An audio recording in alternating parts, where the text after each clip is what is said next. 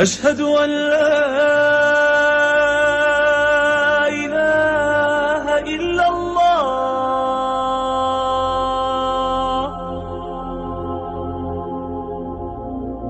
أشهد أن محمدا رسول الله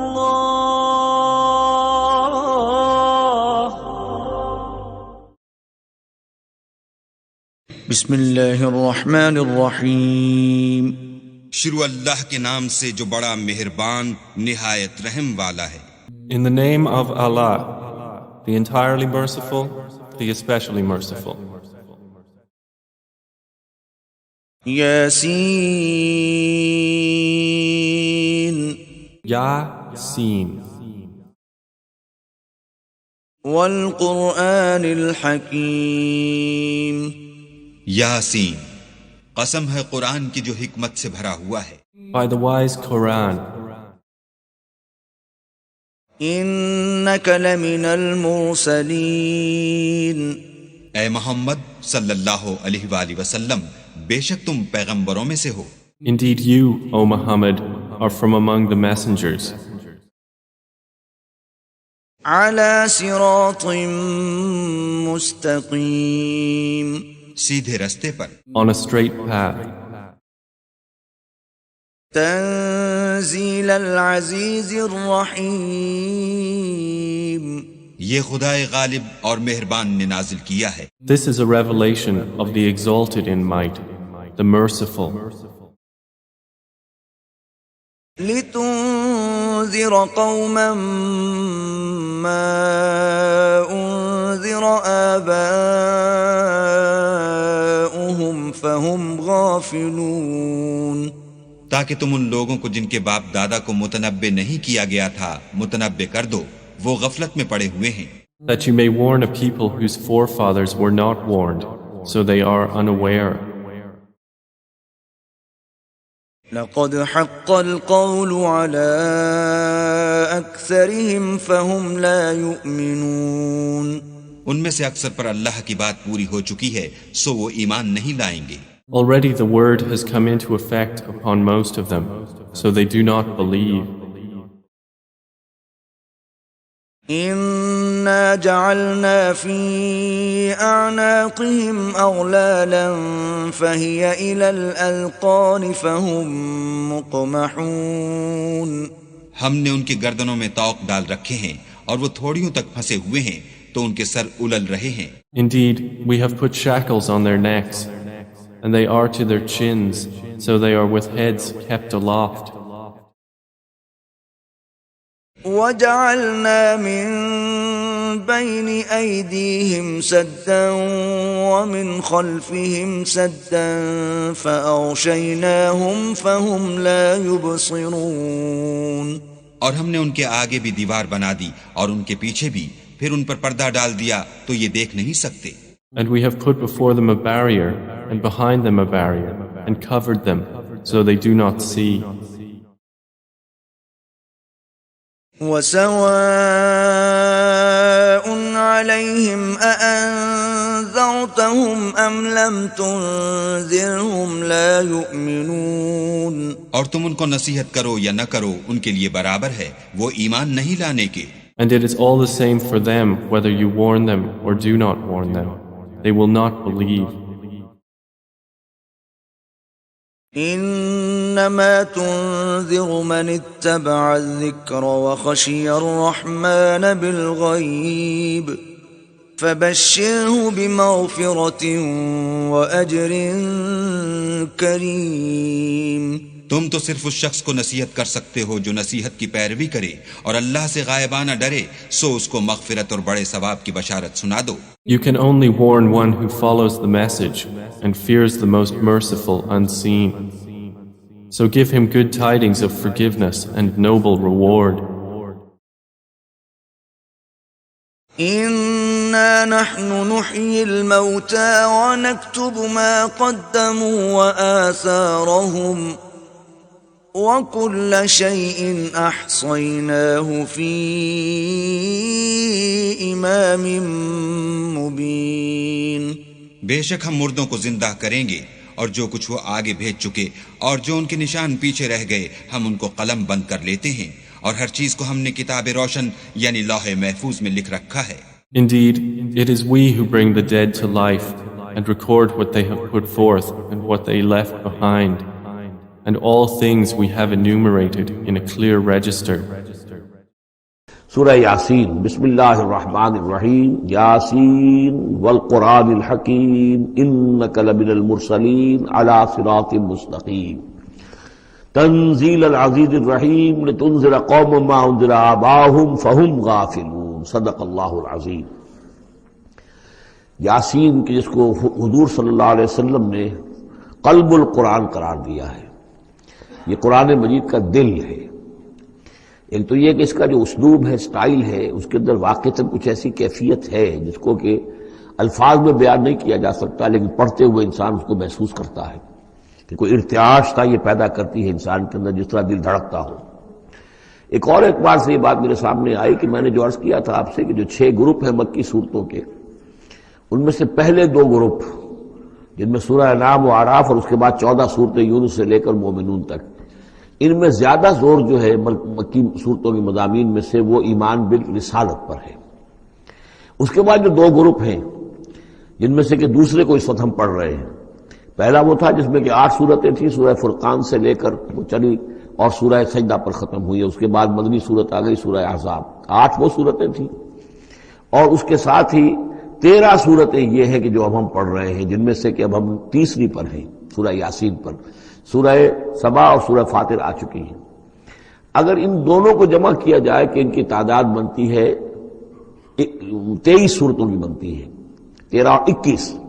ان 21 صورتوں میں سے 10 ادھر اور 10 ادھر، اور بالکل بیچ میں یہ سورہ یاسین ہے۔ 8 صورتیں سورہ فرقان سے لے کر سورہ سجدہ تک، 2 صورتیں سورہ سبا اور سورہ فاطر، 10 ہو گئی، اور اس کے بعد پھر 10 صورتیں ہیں مکیات۔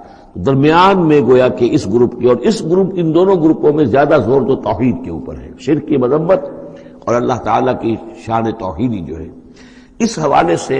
اور دوسرا یہ کہ قرآن مجید میں یہ درمیان سے ذرا ہٹ کر ہے، جیسے کہ قلب جو ہے انسان کا وہ کہیں بیچ میں نہیں ہے بلکہ ایک طرف ہٹ کر ہے، اسی طریقے سے یہ اس اعتبار سے بھی مصحف میں بھی اس کا مقام جو ہے وہ قلب سے مشابہ ہے۔ اور چونکہ اصل مضمون جو ہے قرآن مجید کا وہ توحید ہے، اور توحید کی جو صورتیں ہیں 2 گروپوں کی، ان کے عین وسط میں، اور یہ بالکل منفرد ہے، اس کا کوئی جوڑا نہیں ہے۔ یاسین والقرآن الحکیم، یاسین اور قسم ہے قرآن حکیم کی۔ یہ سورہ طٰہٰ اس سے پہلے جو آ چکی ہے، اس کے بارے میں بھی گمان یہ کہ حضور کے ناموں میں سے ہے، اور یاسین کے بارے میں بھی کہ حضور کا نام ہے، واللہ اعلم۔ والقرآن الحکیم، اور قسم ہے قرآن حکیم کی، اور قسم سے مراد عربی زبان میں گواہی ہوتی ہے، گواہ ہے یہ قرآن حکیم، حکمت بھرا قرآن۔ کس شے پر قسم کھائی جا رہی ہے؟ مقسم علیہ کیا ہے، کس پر گواہ ہے؟ انک لمن المرسلین، یقیناً اے محمد صلی اللہ علیہ وسلم آپ مرسلین میں سے ہیں، بھیجے ہوئے میں سے ہیں، آپ رسولوں میں سے ہیں۔ یعنی در حقیقت حضور کی رسالت کی سب سے بڑی مصدق اور اس کا سب سے بڑا ثبوت، اور گویا کہ حضور کا سب سے بڑا معجزہ یہ قرآن حکیم ہے۔ اور بہت سی صورتوں میں آپ دیکھیں گے قاف والقرآن المجید، اس میں اب صاد والقرآن ذی الذکر، حامیم والکتاب المبین، تو وہاں یہ سمجھیے کہ وہاں ان قسموں کے بعد مقسم علیہ جس چیز پر قسم کھائی گئی ہے وہ بیان نہیں ہوئی، اسی کو انک لمن المرسلین ہر جگہ محذوف مانا جائے گا۔ اس اعتبار سے ایسی تمام صورتوں کے لیے یہ سورہ مبارکہ ذروۂ سلام ہے۔ یاسین والقرآن الحکیم انک لمن المرسلین، یقیناً آپ رسولوں میں سے ہیں، علی صراط مستقیم، اور سیدھے راہ پر ہیں، سیدھے راستے پر۔ تنزیل العزیز الرحیم، اور اس قرآن کا اتارا جانا ہے اس ہستی کی جانب سے کہ جو العزیز ہے، زبردست، اور الرحیم ہے، رحم فرمانے والا۔ لتنذر قوما ما انذر آباؤہم فہم غافلون، تاکہ آپ خبردار کر دیں اس قوم کو کہ جن کو اس سے پہلے خبردار نہیں کیا گیا، جن کے آباء و اجداد کو خبردار نہیں کیا گیا، فہم غافلون، پس وہ غافل ہے، بے خبر ہیں، انہیں نہ نبوت کا پتہ ہے، نہ رسالت کا پتہ ہے، نہ کتابوں کا پتہ ہے، نہ شریعت کا پتہ ہے۔ یہی مضمون تقریباً سورہ سجدہ میں بھی آ چکا ہے، فہم غافلون۔ ایک طرح سے گویا کہ ان کی طرف سے ایک رعایت کا انداز ہے یہاں اختیار کیا گیا ہے کہ یہ لوگ تو ان کا غافل ہونا بالکل قرین قیاس ہے، اس لیے کہ ان کے ہاں کوئی نبی آیا نہیں، کوئی رسول آیا نہیں، کوئی کتاب آئی نہیں۔ لقد حق القول علی اکثرہم، لیکن اب صورتحال یہ بن گئی ہے کہ حضور کے آنے کے بعد ان کی دعوت کو قبول نہ کر کے اب یہ اس جگہ پہنچ گئے ہیں کہ لقد حق القول علی اکثرہم، ان کی اکثریت اور عذاب الہی کے مستحق ہو چکی ہے، اور اللہ کا قول یا اللہ کا قانون جو ہے وہ ان کے اوپر لگ چکا ہے۔ جیسے آپ کہتے ہیں فلاں دفعہ لگ گئی ہے، تو قانون خداوندی کی وہ دفعہ جو ہے عذاب کی وہ ان کے اوپر لگ چکی ہے۔ لقد حق القول علی اکثرہم فہم لا یؤمنون، تو وہ ایمان نہیں لائیں گے۔ انا جعلنا فی اعناقہم اغلال، ہم نے ان کی گردنوں کے اندر طوق ڈال دیے ہیں، فہی الی الاذقان، اور وہ طوق جو ہے ان کی تھوڑیوں تک ہیں، فہم مقمحون، جس کی وجہ سے ان کی گردنیں الل رہی ہیں، اونچی ہو گئی ہیں۔ یعنی انسان سامنے دیکھے تو اسے کچھ نظر آئے گا، لیکن ان کے طوق ایسے ڈال دیے گئے ہیں کہ ان تھوڑیوں کو اوپر کر دیا ہے انہوں نے، جس کی وجہ سے ان کی نگاہیں جو ہے وہ ادھر ہو گئی ہیں، تو اب ان کو نظر نہیں آ رہا۔ وجعلنا من بین ایدیہم سدا، ہم نے ان کے سامنے بھی دیواریں حائل کر دی ہیں، ومن خلفہم، اور ان کے پیچھے بھی۔ یہ مضمون اس سے پہلے اس کے بعد بھی آئے گا اس سورہ مبارکہ میں، تو سمجھ لیجئے اس کی تعبیر یہی ہے کہ انسان کے سامنے وہ سب کچھ ہے جو آیات ہیں، آیات آفاقی، ان فی خلق السماوات والارض واختلاف اللیل والنہار، یہ ہمارے آنکھوں کے سامنے ہیں، یہ ساری آیات یہ سامنے ہیں۔ اور ایک ہے وہ تاریخی جو آیات ہیں، آیات تاریخی، ایام اللہ، کیا کیا ہوا ہے قوموں کے ساتھ، تو گویا کہ یا تو انسان سبق حاصل کرتا ہے التذکیر بآلاء اللہ سے، اور یا سبق حاصل کرتا ہے التذکیر بایام اللہ سے جو پچھلی تاریخ ہے۔ لیکن یہ وہ بدبخت ہیں کہ ان کی آنکھوں کے اوپر سامنے بھی ان کے جو ہے وہ دیوار حائل ہو چکی ہے کہ اس دنیا کے اندر جو نشانیاں اللہ کی ان کو نہیں دیکھ پا رہے، اور ان کے پیچھے بھی دیوار حائل ہو چکی ہے کہ ماضی کی تاریخ سے بھی یہ کوئی سبق حاصل نہیں کر پا رہے۔ وجعلنا من بین ایدیہم سدا ومن خلفہم سدا فاغشیناہم، تو ہم نے ان کو ڈھانپ دیا ہے، فہم لا یبصرون، اب وہ دیکھ نہیں سکتے۔ وَسَوَاءٌ عَلَيْهِمْ أَنذَرْتَهُمْ أَمْ لَمْ تُنذِرْهُمْ لَا يُؤْمِنُونَ، یہ سورۃ البقرہ کی آیت جو ہے وہ جو کہ تو آ گئی ہے، اب ان کے حق میں بالکل برابر ہے، نبی خواہ آپ انہیں انذار فرمائیں اور خواہ نہ فرمائیں یہ ایمان لانے والے نہیں ہیں۔ انما تنذر من اتبع الذکر، آپ خبردار تو انہی کو کر سکتے ہیں جو ذکر کی پیروی کریں، ذکر کو سنیں، اس پر توجہ کریں، اس کا اتباع کریں۔ وَخَشِيَ الرَّحْمَنَ بِالْغَیب، اور غیب میں ہوتے ہوئے بھی رحمان کا ان کے اندر خوف ہو، خشیت ہو۔ فَبَشِّرْهُ بِمَغْفِرَةٍ وَأَجْرٍ کریم، تو ایسے لوگوں کو آپ بشارت دے دیجئے مغفرت کی اور بہت بڑے اجر کی۔ اِنَّا نَحْنُ نُحْيِي الْمَوْتَىٰ وَنَكْتُبُ مَا قَدَّمُوا وَآثَارَهُمْ، یقیناً ہم ہی ہیں کہ جو زندہ کریں گے مردوں کو۔ اِنَّا نَحْنُ نُحْيِي الْمَوْتَىٰ وَنَكْتُبُ، اور ہم لکھ رہے ہیں مَا قَدَّمُوا، جو کچھ کہ انہوں نے آگے بھیجا، یعنی انسان مرنے سے پہلے اپنی زندگی میں جو اعمال بھیج رہا ہے، جو اس کے اعمال نامے میں درج ہو رہے ہیں، جو کریڈٹ اور ڈیبٹ ہو رہا ہے۔ وآثارہم، اور اپنے پیچھے جو وہ اثرات چھوڑ گئے ہیں، کسی نے کوئی کسی نیک کام کا آغاز کیا ہے تو اب ظاہر بات ہے اس کے بعد اس کام کا تسلسل ہے، تو اس کام کا اجر و ثواب اس کے حساب میں لکھا جاتا رہے گا جب تک کہ وہ نیک کام دنیا میں جاری رہے گا۔ اسی طرح کسی نے کسی بے حیائی کے کام کا آغاز کیا ہے، کسی نے کوئی اور اسی طرح کی شرارت جو ہے وہ شروع کی ہے، تو جہاں تک یہ شرارت دنیا میں رہے گی اس کے اثرات جہاں تک پہنچیں گے تو اس کے حساب میں جو ہے اس کا جرم جو ہے اس کے ہاں بھی لکھا جاتا رہے گا۔ تو نکتب ما قدموا وآثارہم، ہم لکھ رہے ہیں جو کچھ انہوں نے آگے بھیج دیا ہے وہ بھی، اور جو ان کے آثار ہیں جو یہ پیچھے چھوڑ کر آئیں گے اثرات اپنے اعمال کے، چاہے وہ اعمال بد ہیں یا نیک، ہم لکھ رہے ہیں۔ وَكُلَّ شَيْءٍ أَحْصَيْنَاهُ فِي إِمَامٍ مُبِينٍ، اور ہم نے ہر چیز کو احاطہ کیا ہوا ہے پوری طریقے سے ایک ایسی کتاب میں جو کھلی ہوئی کتاب ہے، امام مبین، وہی جو ام الکتاب بھی جسے کہا گیا ہے بار بار، یہ اللہ تعالیٰ کا علم قدیم ہے۔ یہ کہانیاں معلوم ہوتی ہیں، انہونی باتیں معلوم ہوتی ہیں، لیکن چونکہ یہ پوری تاریخ ہے، یہ کوئی 5-6 ہزار سال پرانی بات نہیں ہے۔ 1400 برس کیا ہوتے ہیں انسانی تاریخ کے اندر؟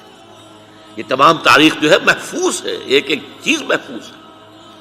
تو محمد الرسول اللہ صلی اللہ علیہ وسلم پر رسالت کی تکمیل اس درجے میں یوں ہوئی کہ جو دین حق آپ پر کامل کیا ہو گیا اسے آپ نے قائم کر کے نافذ کر کے دکھایا۔ یہ ہے در حقیقت تکمیل رسالت کا مظہر اول۔ نمبر 2، یہ بہت بڑی بات ہے، بہت بڑی بات ہے، اور سیرت کا یہ حصہ اکثر و بیشتر لوگوں کے سامنے نہیں ہے۔ ہمارے ہاں میلاد کی محفلیں ہوتی ہیں، سیرت کے جلسے ہوتے ہیں، حضور کے مناقب بیان کیے جاتے ہیں، حضور کی فضیلتیں بیان ہو رہی ہیں، آپ کے گیسوؤں کی بات ہو رہی ہے، اور باتیں ہو رہی ہیں، سایہ تھا نہیں تھا اس کی باتیں ہو رہی ہیں، حالانکہ وہ irrelevant ہے۔ سیرت، اصل سیرت کیا ہے؟ حضور نے اللہ کے دین کو قائم کرنے کی جد و جہد خالص ہیومن لیول پر کی ہے، ہیومن لیول پر۔ اس میں معجزات کا عمل دخل نہ ہونے کے برابر ہے۔ تکلیفیں جھیل کر، مصائب برداشت کر کے، فاقہ جھیل کر، زخم جھیل کر، اپنا خون زمین پر گرتا ہوا دیکھ کر، 259 اپنے جانثاروں کی لاشیں دیکھ کر، یہ مراحل طے کر کے یہ کام کیا ہے۔ ایسا نہیں ہوا بس دعا مانگی اور بیڑا پار ہو گیا، نہیں۔ 3 برس شیب بنی ہاشم کے اندر نظر بند رہے ہیں، اور طائف میں جو نقشہ ہوا ہے، رسوا سر بازارے آشوق ستمگارے، اس راہ میں جو سب پہ گزرتی ہے سو گزری، تنہا پس زندہ کبھی رسوا سر بازار۔ طائف میں کیا ہوا ہے؟ تینوں جو بڑے سردار تھے ان سے گفتگو کی ہے، انہوں نے تو ایسے جملے کہے چبھنے والے جو کلیجے کو چیر دیں۔ اور پھر جب سٹریٹ ارچنز جو ہوتے ہیں، آوارہ لوگ، آوارہ لڑکے، انہیں اشارہ کیا ذرا ان کی خبر لو، یہ نبی بنے پھرتے ہیں، نبوت کا دعویٰ کر رہے ہیں، ذرا خبر لو ان کی، اور وہ پتھراؤ کر رہے ہیں۔ ساتھ صرف ایک ہے، حضرت زید ابن حارثہ، وہ سامنے سے آ کر روک بنتے ہیں، ڈھال بنتے ہیں، تو وہ پیچھے سے پتھر آ رہے ہیں، وہ پیچھے کی طرف سے جاتے ہیں تو آگے سے پتھر آ رہے ہیں۔ جسم لہو لہان ہو گیا ہے، جسم کا خون بہہ کر جا کر جوتیوں میں جم گیا ہے، غشی سی تاری ہوئی ہے، تھک کر بیٹھ گئے ہیں تو 2 گنڈے آئے ہیں، ایک نے اس بغل میں ہاتھ ڈالا، ایک نے اس بغل میں ہاتھ ڈالا، اٹھو جاؤ۔ یہ نقشہ ہے، محمد عربی ہیں، سید المرسلین، محبوب رب العالمین، سید الاولین والآخرین، اور یہ نقشہ ہے، یہ ہے سیرت۔ یہ کوئی بیان نہیں کرتا، کوئی بیان نہیں کرتا۔ اس تکلیف کا جو پھر جو نقشہ نکلا ہے کہ پھر جو حضور کے قلب کی گہرائیوں سے جو دعا نکلی ہے، واقعہ یہ ہے کہ کلیجہ شک ہوتا ہے اسے پڑھتے ہوئے۔ جب وہاں سے نکل کے باہر آ گئے ہیں اور ایک باغ میں تھوڑی سی دیر کے لیے سستانے کو ٹھہر گئے، وہاں آپ کے اب دعا کی ہے، مناجات کی ہے۔ اللہم الیک اشکو ضعف قوتی وقلت حیلتی وہوانی علی الناس۔ اے اللہ تیری جناب میں فریاد لے کر آیا ہوں اپنے وسائل اور طاقت کی کمی کا، اور لوگوں کے سامنے جو رسوائی ہو رہی ہے اس کا۔ کہاں جاؤں، کس سے فریاد کروں؟ تیری ہی جناب میں فریاد لے کر آیا۔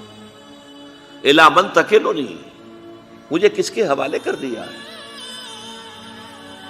الی بعید یتجہمنی اور الی عدو ملکت امری، کیا دشمن کے حوالے مجھے کر دیا جو چاہے کر گزرے؟